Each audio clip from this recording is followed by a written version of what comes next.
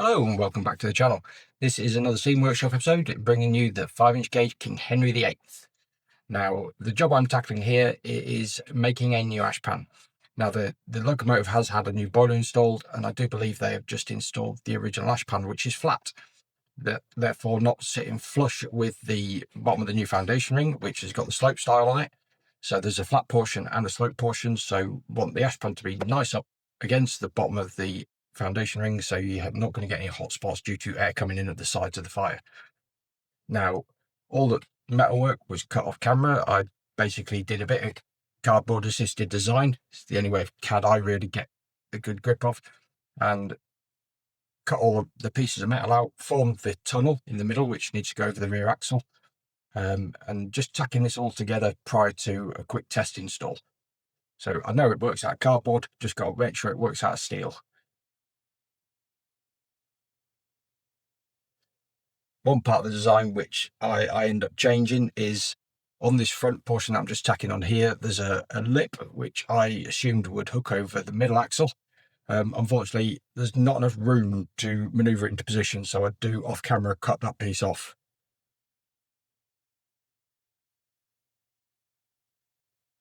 I'm also welding in pins across the centre here, so the grate has got something to sit upon.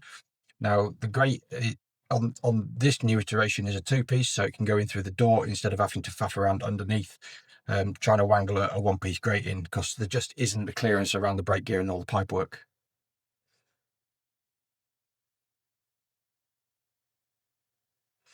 So after a test fit, it's a case of weld it out. Now on this, I'm just seam welding everything, just going around. It does stay relatively flat, so I'm not having to clamp it up or anything like that. Because my tacks are all holding it square and in place, I'm just going around and running all my seam welds.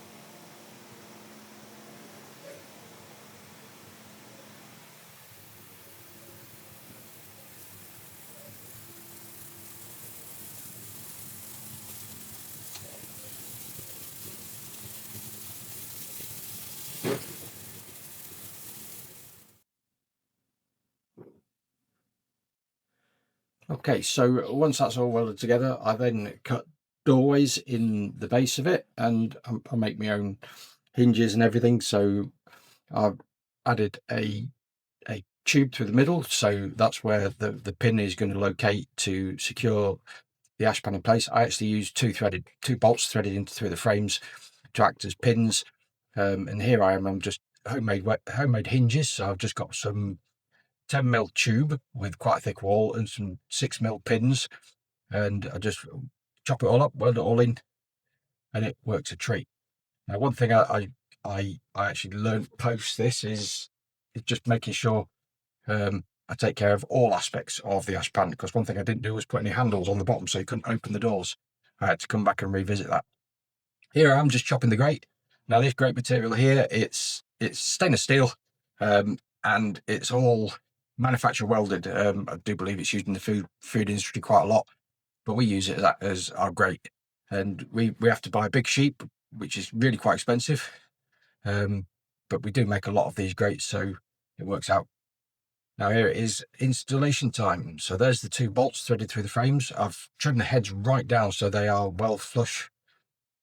Just going to clean up the pipework prior to reinstalling that. Now, when I took all this out, the pipework was really straight across the middle of the ashpan, which makes it really difficult for access and cleaning. So here I'm just going to clean all the pipework up because it's absolutely coated in crud, and then I straighten it all. I do have to anneal some of the pipework prior to rebending it, but here I'm just using some flat jaws in the vise, making sure there's no texture to the jaws. I'm getting the pipework as straight as possible, so I've got a good start point.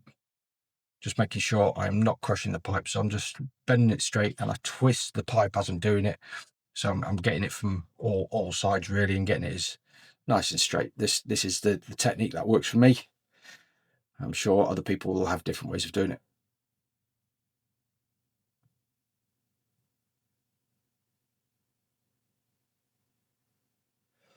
So with the pipework all straightened, it's time to get all the bottom end back together. So just a quick clean up of the axle boxes here. There was a lot of soot which acts like grinding paste, so you've got to make sure you get it all cleaned out. So that rear axle goes in nice and snugly. A little bit of a bad light situation here, but yeah, just getting the horn keeps back on and then getting all the suspension components back on prior to reinstating the pipework.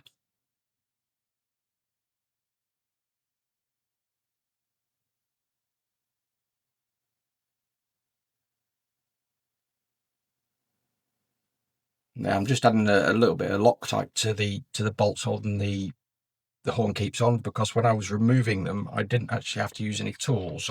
They were all finger tight. Well, weren't even finger tight, they were loose. So making sure everything goes in and stays in. Now here I am reinstating the pipework. So I want to keep this out towards the sides to allow access to the flaps that are created on the bottom of the ashpan now, so it makes for easy dropping of the fire. So I'm attaching the pipework at one end, and then I maneuver it into my positions where I want it. Try to remember where everything goes. Before I take anything apart nowadays, I take a photo of it, so I know what pipe goes to where. Because there's quite a lot of pipework on this. It's got 2 injectors, an axle pump which has got a feed and a return pipe, a lot of pipework going on under the back end of this, and we actually do have to revisit the pipework due to it not really lining up on the tender.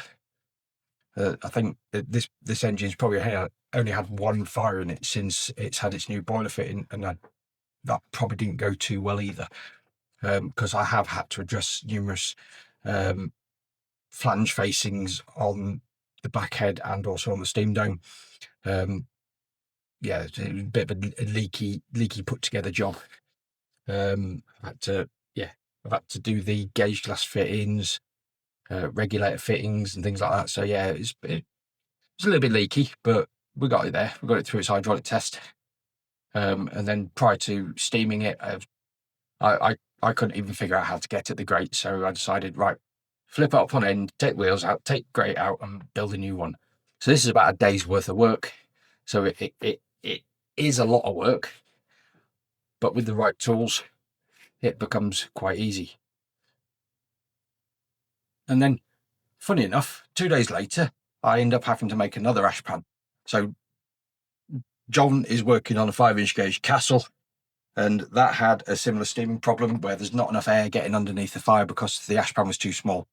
So again, I've made an ashpan pretty much a spitting image of this one. Again, another Great Western 4-cylinder engine, not making steam correctly. So this ashpan I know works really, really well. It steams beautifully.